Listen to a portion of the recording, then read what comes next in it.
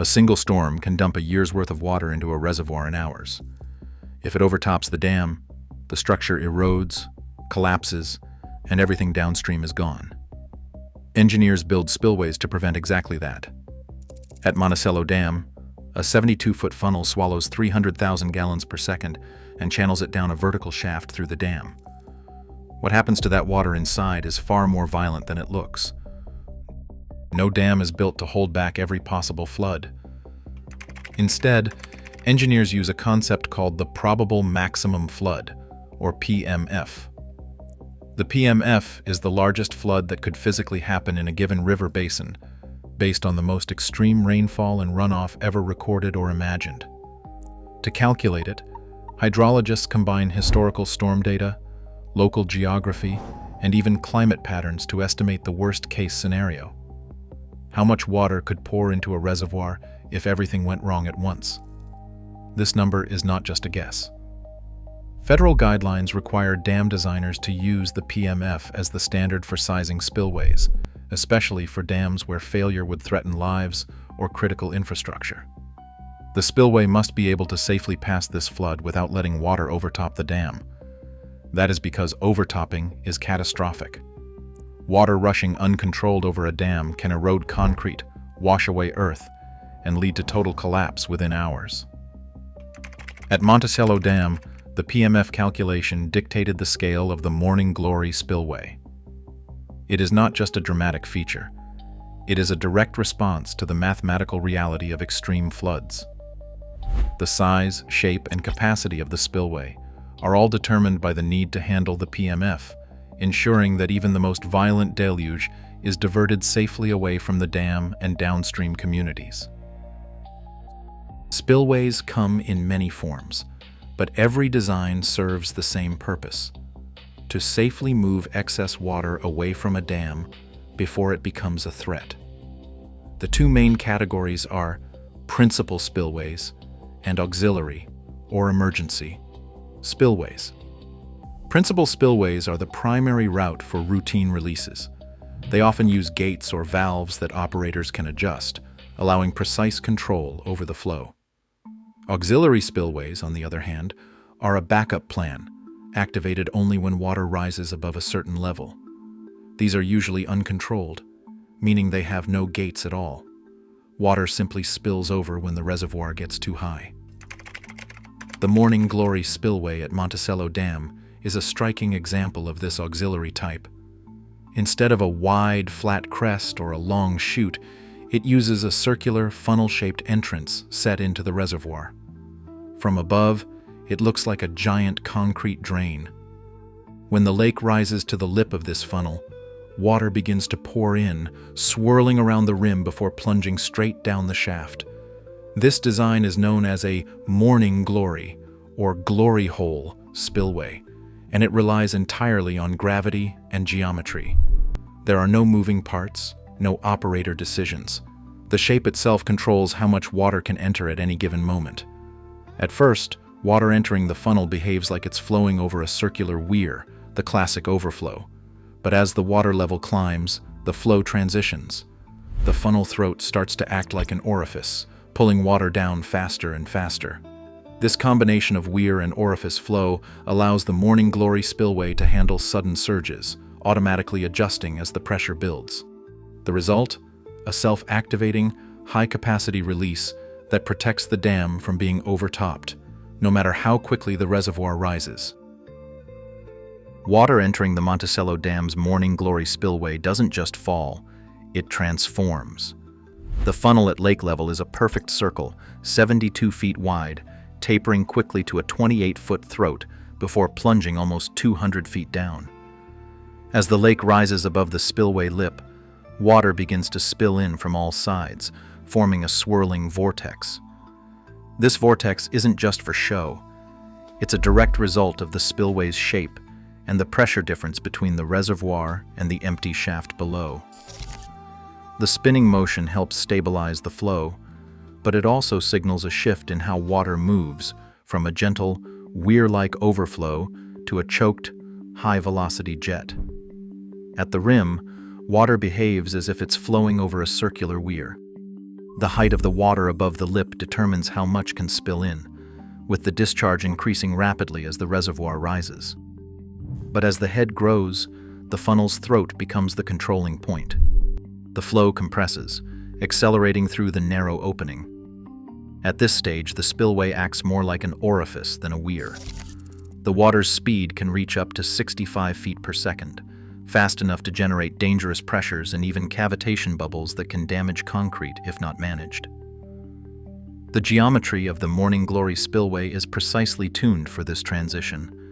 The wide inlet allows massive volumes to enter without backing up, while the tapered throat ensures water accelerates without creating chaotic turbulence.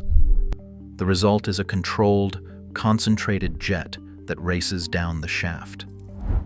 The signature vortex seen from above is more than a spectacle.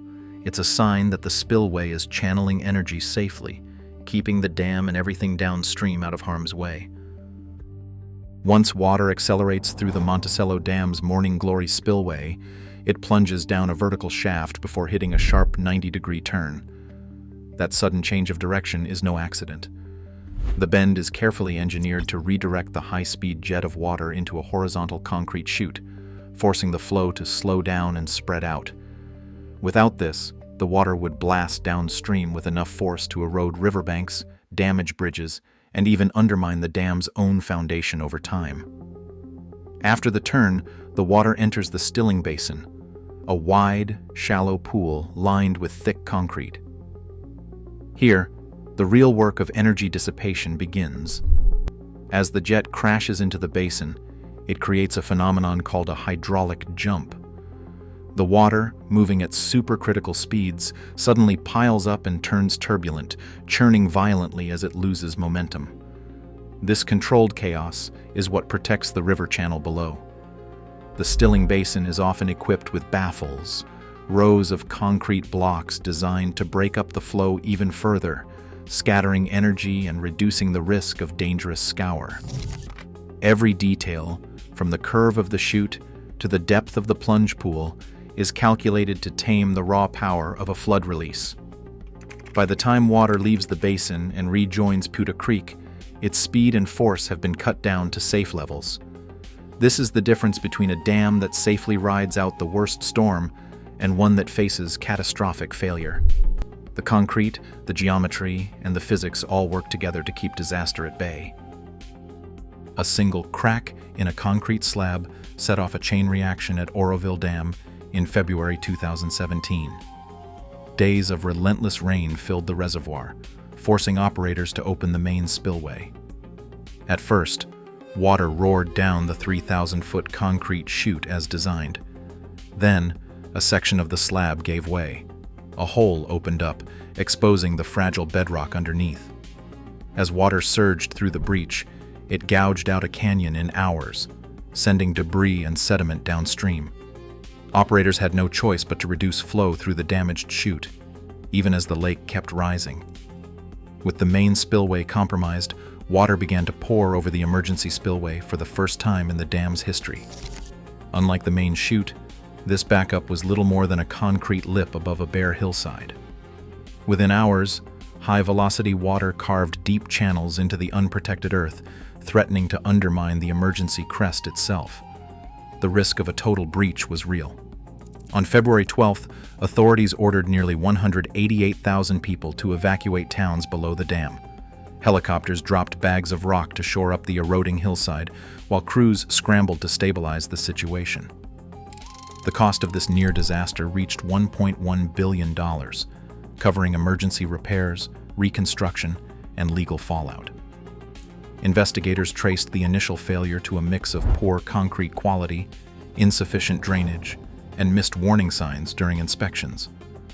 Oroville's crisis forced dam operators and engineers nationwide to rethink inspection routines, material standards, and the need for robust, redundant spillway designs. It became clear that a single overlooked flaw could threaten the safety of entire communities downstream. When water races through a spillway at extreme speeds, the concrete and steel face more than just pressure. They face the invisible threat of cavitation. In 1983, Glen Canyon Dam's tunnel spillways unleashed flows over 90,000 cubic feet per second. The water moved so fast that it formed vapor bubbles, which then collapsed with explosive force against the concrete lining. Within minutes, those tiny implosions carved out massive holes, tearing away slabs and sending chunks of reinforced concrete downstream. The damage forced operators to shut down the spillways and scramble for emergency repairs, narrowly avoiding a catastrophic breach. Cavitation isn't the only danger lurking beneath the surface. At Teton Dam in Idaho, the threat came from below. During its first reservoir filling in June 1976, muddy seepage appeared near the right abutment. What started as a trickle quickly turned into a torrent as water found its way through porous volcanic ash beneath the dam. The foundation's weakness allowed internal erosion to accelerate, and in hours, the entire embankment collapsed. The flood that followed killed 11 people and caused over $2 billion in damage. These disasters changed the way engineers approach spillway and dam design. After Glen Canyon, aeration slots, carefully placed vents, became standard in high-speed spillways to mix air into the flow and cushion the concrete from cavitation.